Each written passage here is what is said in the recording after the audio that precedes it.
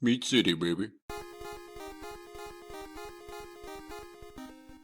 Hello and welcome back to Meat City Gaming. JD here with another World of Warships Legends video. And today, two things I want to do. Show off a pretty good battle in the one of the new Tier 3 British cruisers. This is the Denae, I believe is how you pronounce it.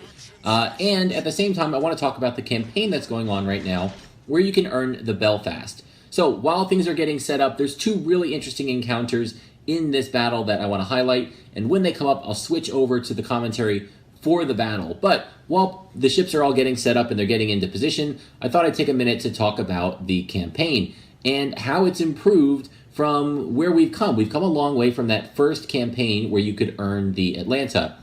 I did a video about that campaign at the time, and I raised a couple of concerns. First, I want to talk about the mission. So basically, you had missions to complete to earn this currency, which takes you up through the levels, and if you reach the top level, you have the opportunity to earn a ship in the game.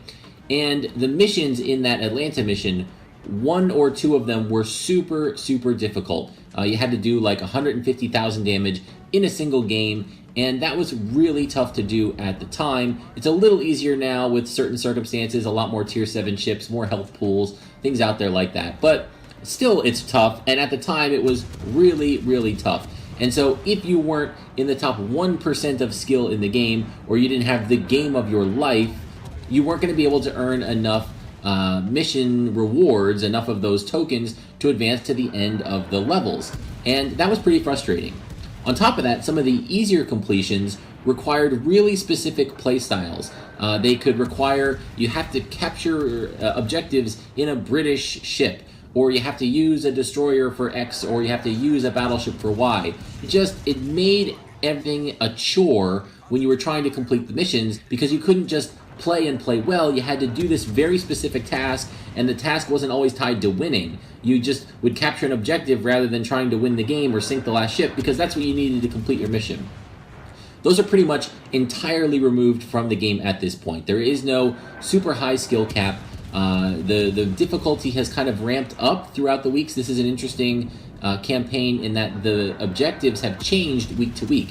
And so this week, there is a bit you need to place in the top 2 in a number of games, but it's top 2 on your team, and that just means play well. Every game you have a chance to play in the top 2. You can do that however you want. Are you going to spot? Are you going to cap? Are you going to do torpedo damage? Are you going to tank damage? There's lots of ways to earn those credits. So all the mission aspects of these campaigns have been dramatically improved, and I'm really happy about where they've ended up. This is by far, mission-wise, length of investment-wise, the best scenario that I've seen for the campaign, and I'm really happy about it. So there is one other aspect I want to talk about, but we are approaching the first interesting combat scenario here, so I want to switch back over to the replay. And yeah, you can see I get jumped by a destroyer on the enemy team, and it is a Tier 4 Farragut. That's a US destroyer. That is a gunboat. And yeah, I'm in a cruiser, but it's a Tier 3 cruiser against a really good Tier 4 American destroyer. So he got the jump on me, launched those torpedoes. Luckily, I was able to avoid them, threading the needle there, and that was really close. However, now I've engaged this guy, and we're doing okay. One interesting thing to see here is the ammo type for these British cruisers is armor piercing only. It's a special type of armor piercing. I believe it's called short fuse, so it's a little better at not over penetrating thinly armored vessels. And I think that's probably helping here, rather than over penetrating every shot into this Farragut.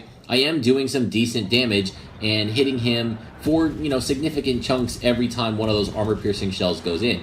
There is no HE option. You're stuck with the armor piercing, but it has its uses in situations like this. And we can see I do have this guy down on very low health, and there we go. We were able to take him out. So a very intense surprise action, but it was a duel that I was able to win with a little bit of skill, a nice dodge on the torpedoes, and then putting those guns to work, using that armor-piercing ammo to do some damage on a thinly armored vessel, the Tier 4 destroyer there. So I was really happy with how that came out. 15,000 damage that we've racked up, and now we're getting into position for the second part.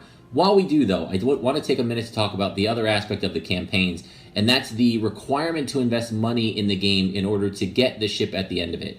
And for the Atlanta campaign, it was bad. They kind of made up for it because they had some bugs, so they gave you enough doubloons to get the Admiralty backing, but that was only because of the bug.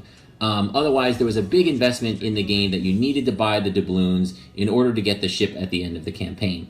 I'm not a fan of that. Free-to-play games should have a free-to-play path for every single thing that's in the game. Money can make your trip faster, easier, but it shouldn't be a wall that you have to go through. Thankfully, there are things put into the game like weekly missions and ranked battles where you can earn doubloons, and so it is easier. That wall has lowered a little bit, but it's not completely gone.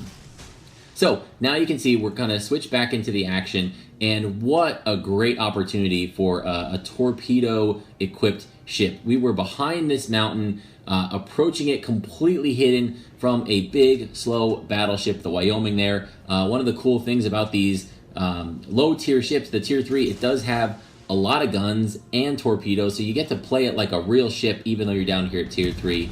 And we were able to launch those torpedoes completely hidden.